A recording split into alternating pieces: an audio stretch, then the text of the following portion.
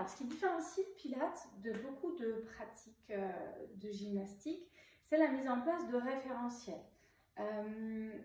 Du coup, vous m'entendez souvent le dire pendant les vidéos et pendant les cours, mais là, je vais faire une vidéo dédiée pour le travailler de manière un petit peu plus spécifique, pour que ce soit plus clair pour tout le monde après quand vous faites vos exercices de Pilates. D'accord?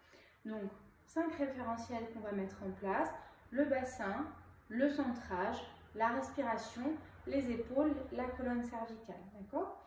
Donc, on démarre toujours, et dans toute votre pratique, que vous soyez assis, en quadrupédie, debout, allongé sur le ventre, sur le dos, vos pieds doivent toujours être largeur du bassin. Pour savoir ce que c'est que la largeur de votre bassin sur vos pieds, vous venez mettre le talon en regard du gros orteil du pied opposé, puis vous faites un quart de tour avec votre pied, vous reposez votre talon, et là vous êtes largeur de bassin, d'accord? Donc prenez le temps de regarder, de bien ancrer la sensation dans votre corps pour qu'après vous puissiez la retrouver facilement pendant votre pratique.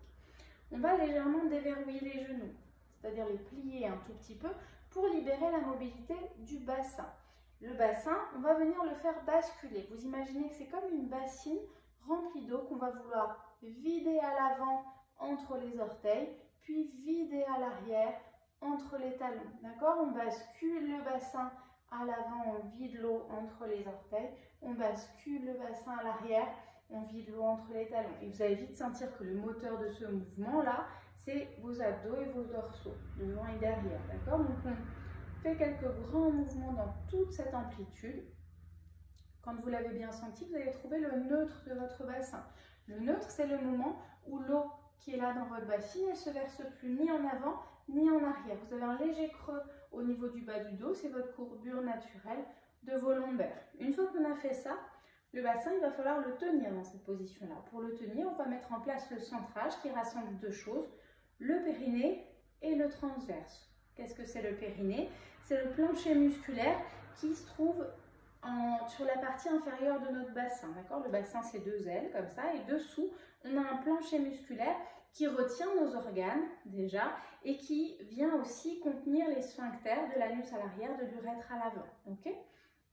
Donc pour le contracter, ce périnée, on commence à l'arrière au niveau du sphincter de l'anus, justement, comme si on voulait retenir un gaz, sans serrer les fesses. C'est vraiment entre les fesses que ça se passe. On fait avancer cette contraction vers l'avant, comme si on voulait retenir un jet d'urine. D'accord? Si vous n'êtes pas sûr de le sentir, ce périnée, la prochaine fois que vous allez aux toilettes, essayez de retenir, d'arrêter votre jet d'urine. C'est ce muscle-là qu'on contracte. D'accord? Donc une fois qu'on a fait ça, qu'on a contracté là, on va faire remonter la contraction, comme si on voulait enfiler un pantalon trop serré. On va venir rentrer le ventre et engager le transverse. Pareil, qu'est-ce que c'est le transverse?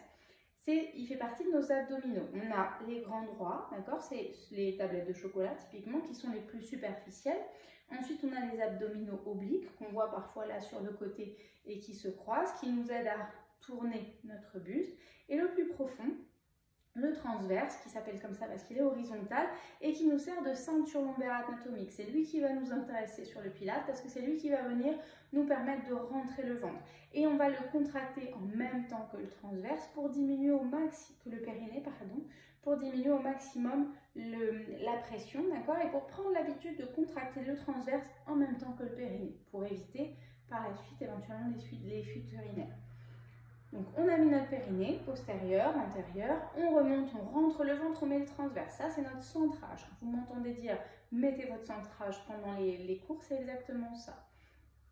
Premier référentiel bassin, deuxième référentiel centrage, troisième référentiel respiration par les côtes. Vous allez venir mettre vos mains là sur les côtes flottantes en bas, bien les pouces à l'arrière, et sur l'inspire, vous allez laisser vos côtes s'ouvrir comme un parapluie ou une méduse, et sur l'expire, on les laisse redescendre. Elles s'ouvrent à l'inspire et elles se referment. Et on garde le ventre rentré.